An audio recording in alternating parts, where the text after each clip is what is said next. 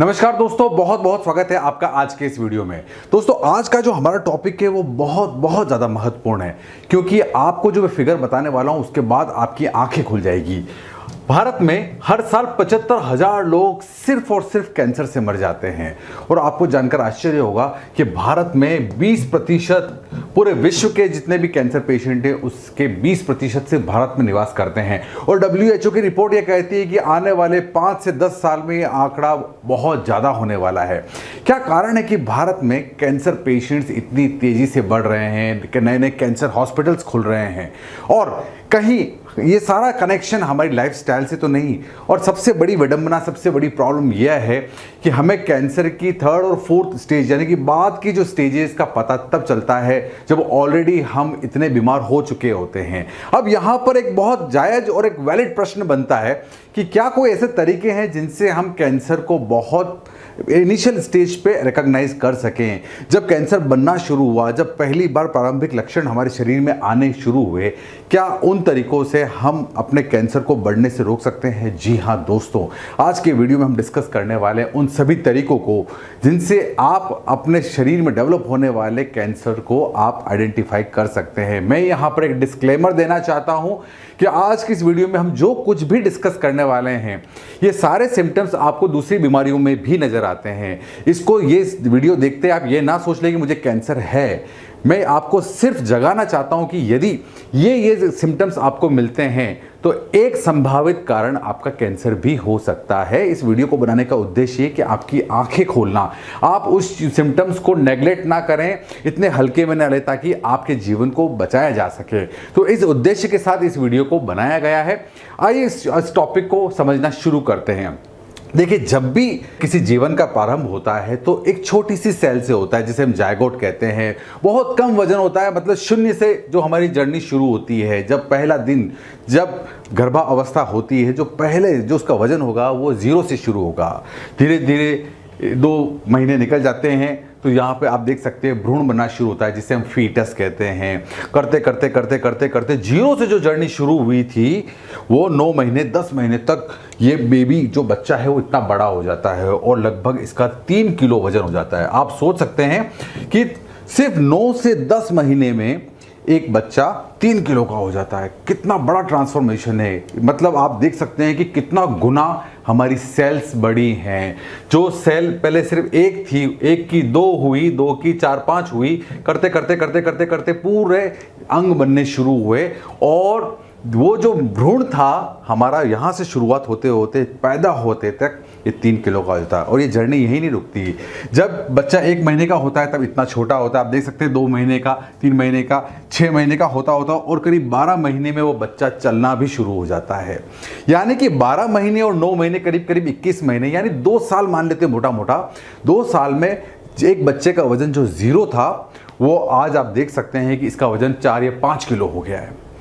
देखिए, सेल्स जो हैं हमारे शरीर के अंदर वो बहुत तेज़ी से बढ़ती हैं, लेकिन इस पूरे प्रोसेस में अब तक हम यहाँ से यहाँ तक पहुँचे हैं, इसमें हमारे शरीर का नियंत्रण था। हम चाहते थे कि इतनी सेल्स बने, हमारा शरीर चाहता था कि इस प्रकार से अंग बने, तो इसीलिए उस गति से सेल्स बनी और पूरा नियंत्रण था। लेकिन ज़रा सोचिए, एक ऐसी स्थिति जब हमारी जो बनने वाली सेल्स हैं वो कंट्रोल से बाहर हो जाए, यानी कि अनियंत्रित हो जाए, तो क्या होगा? जी हाँ दोस्तों, उसी चीज़ को हम कहते हैं कैंसर।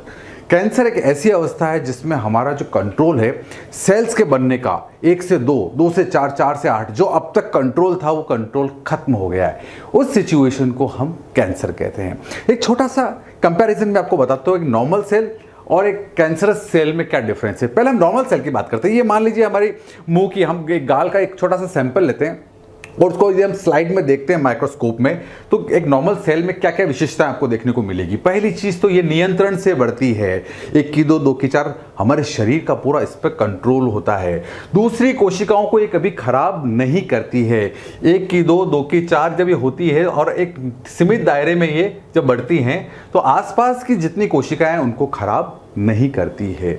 तीसरा, जब ये बढ़ती हैं तो आसपास जब दूसरी कोशिकाएं आ जाती है तो उनसे टकराने के बाद ये रुक जाती है, ये सेंस कर लेती है कि अरे दूसरी कोशिकाएं आ गई है, ये अतिक्रमण नहीं करती हैं, उनके एरिया में नहीं घुसती और अपने आप अपनी ग्रोथ को रोक देती है।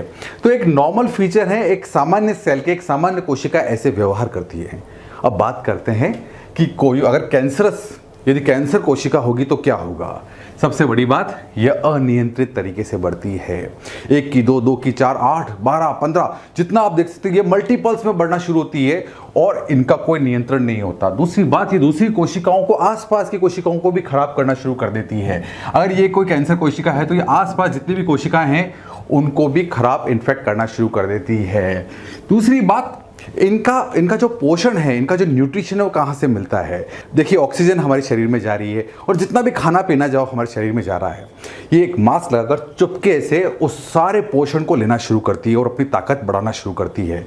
और 1 की 2, 2 की 4 और इस तरीके से बढ़ना शुरू होता है।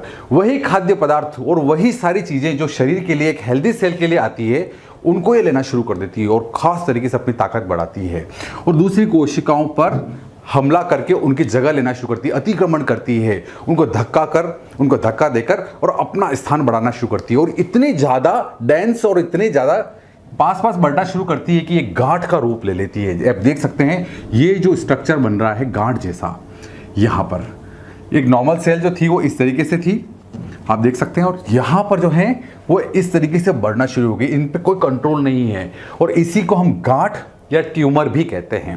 तो अक्सर आपने सुना होगा कि डॉक्टर ने गांठ निकाल दी, ट्यूमर को रिमूव कर दिया, यानी कि इस एरिया की जो सेल्स जो खराब हो चुकी हैं, जो आसपास की सेल्स, उनको सभी को सड़ा दिया है, खराब कर दिया है, कैंसर पैदा कर दिया है, तो उनको इस हिस्से को पूरा काट कर निकाला जाता है। इसी को हम ट्यूमर रिमूवल कहते हैं।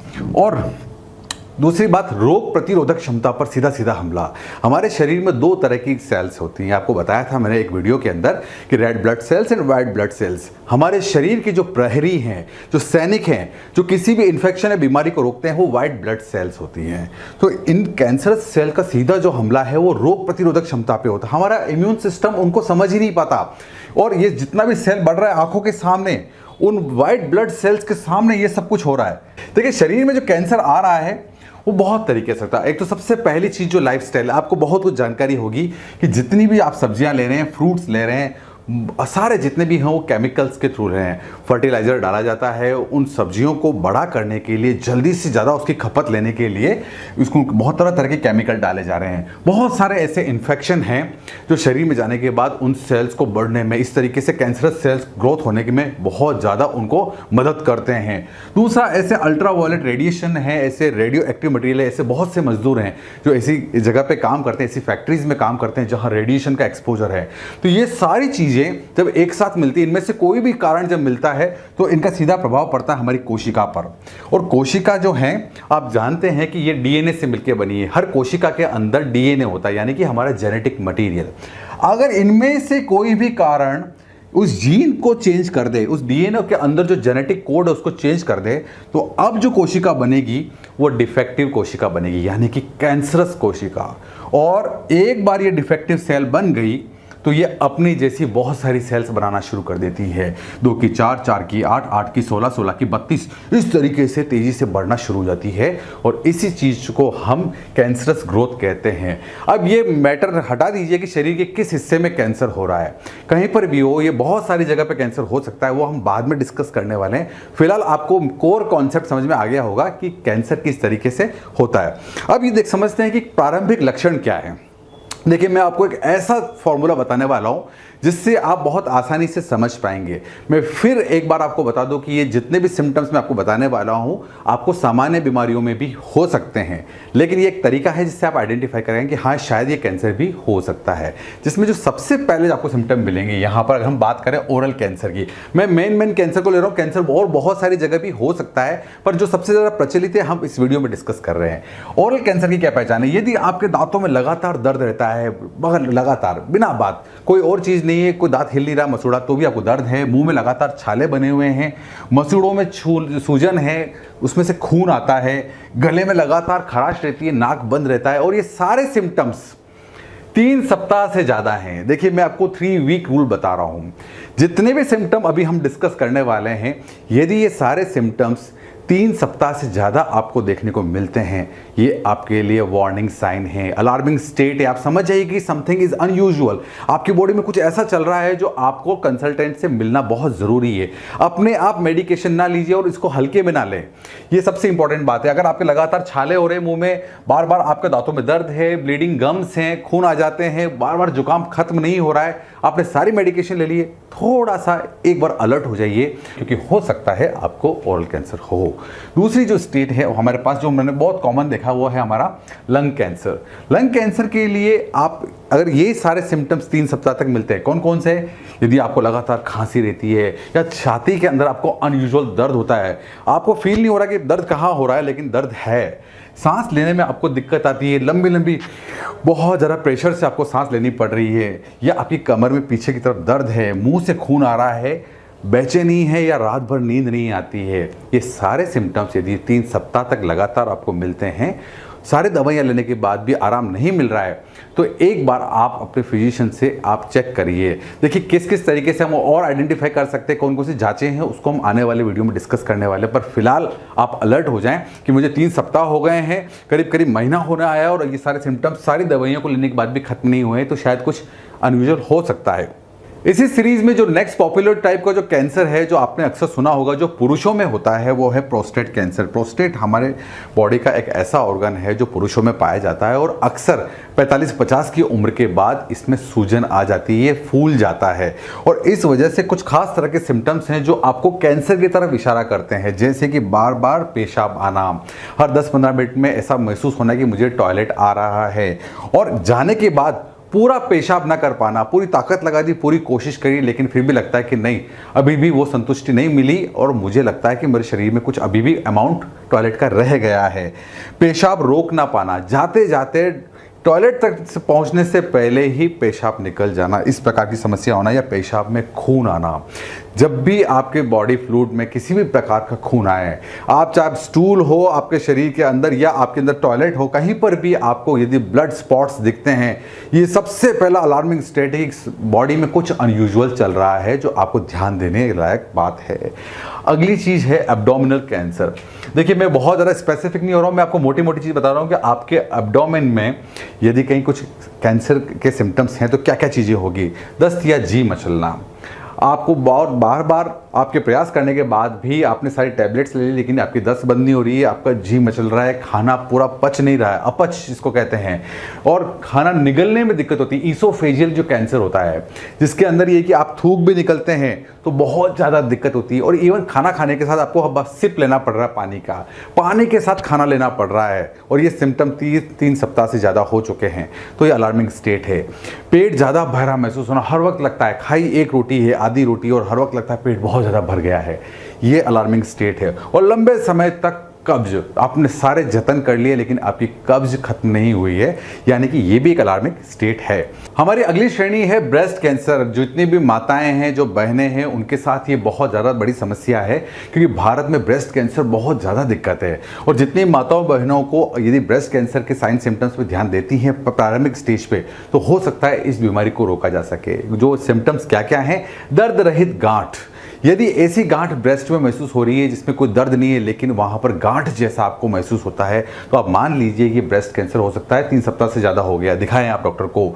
जो निपल्स है वो अंदर की तरफ धंसना शुरू हो जाते हैं, ये एक कॉमन प्रॉब्लम है, ऐसा नहीं कि ये कैंसर ही है, लेकिन ये एक वन ऑफ द साइंस है कि ये कैंसर हो सकता है। या निपल से खून या कोई एक खास तरह का पानी निकलना, यदि इस प्रकार का कोई फ्लूइड रिसाव हो रहा है, तब भी आप मान लीजिए कि ब्रेस्ट कैंसर के साइंस हो सकते हैं। और इसके बाद आ जाते हैं हम लास्ट में ब्रेन कैंसर। देखिए ब्रेन ट्यूमर का आपने नाम सुना होगा कि उनमें ब्रेन ट्यूमर हो गया है, उन डॉक्टर ने ब्रेन ट्यूमर रिमूव किया है। ये भी एक बहुत कॉमन चीज़ है। इसमें क्या है? लगातार सर दर्द रहना। यदि सर दर्द बना रहता है, अब आप बोलेंगे सर दर्द तो हमें हमेशा रहता है, लेकिन अनयूजुअल तरीके से बहुत सारे मेडिसिन लेने के बाद आपने सारे चेकअप करा लिए हैं, तो आप मान लीजिए कि कुछ न कुछ समस्या आपके साथ हो सकती है। बिना वजह के उल्टी होना, चक्कर आना और जी मचलाना आपको लगातार बना हुआ है 3 सप्ताह से ज़्यादा, कुछ ना कुछ अलार्मिंग है आपके लिए। आप मान लीजिए आपकी बॉडी में कुछ है। अब बात करते हैं कि कैंसर से बचे कैसे हैं। देखिए, कुछ खास रेमेडी हैं और कुछ खास तरीके से उनसे आप इस चीज़ को अच्छे से कर सकते हैं। पहला तो आप अपनी स्मोकिंग को अवॉइड करें।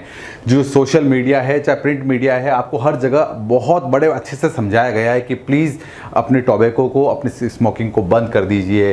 हेल्दी डाइट लीजिए, जो टिन डिब्बे के अंदर खाना है, जो जंक फूड है उसे खाना बंद कर दीजिए। एक सॉस जो 6 महीने पहले बना था उस पर फ्रेश लिखा हुआ है और हम आज सॉस खा रहे हैं। अब सोचिए 5 महीने पहले जो सॉस बन चुका है वो आज फ्रेश कैसे हो सकता है। बहुत इंपॉर्टेंट बात है। तो जितने भी चीज़ें ऐसी जिनको प्रिजर्व करके बनाया गया है, उनको शेल्फ लाइफ बढ़ाने के लिए उसमें ऐसे तत्व डाले गए हैं कि वो 4 महीने 8 महीने तक टिक सके।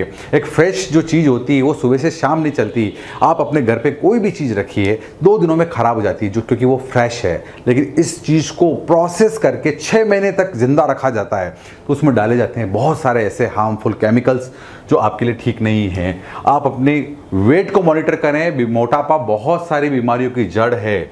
आप अपने स्किन को पूरा प्रोटेक्ट करें। महिलाओं के अंदर आप सर्वाइकल कैंसर हो चाहे वो ब्रेस्ट कैंसर हो, ये सब इसलिए है क्योंकि बहुत सारे कॉस्मेटिक प्रोडक्ट जो हैं उसमें कार्सिनोजन यानी कि कैंसर पैदा करने वाले तत्व होते हैं। बहुत सारी फेशियल क्रीम्स हैं, लोशंस हैं, उन सब में ये सारे एलिमेंट्स आपको देखने को मिलेंगे। इनको आप अवॉइड करें। आप समय समय पर अपने आप को वैक्सीन लगवाएं, अपने आप इम्यूनाइज करें, जिससे आप में रोग प्रतिरोधक क्षमता बढ़ेगी। आप अपनी रूटीन लाइफ में कुछ ना कुछ एक्टिविटी को ऐड कर लीजिए। एक्सरसाइज करना जीवन का हिस्सा बना लीजिए। आप अल्कोहल कंजप्शन को प्लीज़ बंद कर दीजिए। शराब आपकी बहुत सारी बीमारियों की जड़ है। और अंतिम चीज़, प्लीज़ साल या 2 साल में अपनी पूरी बॉडी का चेकअप कराते रहिए। कब पता नहीं कौन सी बीमारी आपकी बॉडी में डेवलप हो रही हो। ये ना सोचे कि मैं अभी सिर्फ 25 का हूँ, 35 का हूँ, 45 का हूँ। ये सोचना बंद कर दीजिए। रेगुलर चेकअप को अपनी आदत बना लीजिए।